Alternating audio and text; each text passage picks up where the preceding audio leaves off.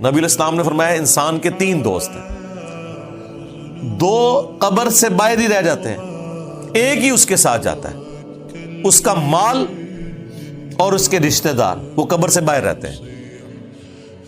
और कब्र में अंदर उसके अमाल जाते हैं। और अमाल ज़ाहिर है वो अमाल है जो नेक अमाल उसने किए या अल्लाह की राह में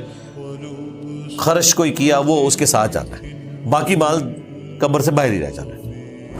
मिन क़ब्लि अन यअतिय यौमुन ला बैउन फीहि वला खिलाल,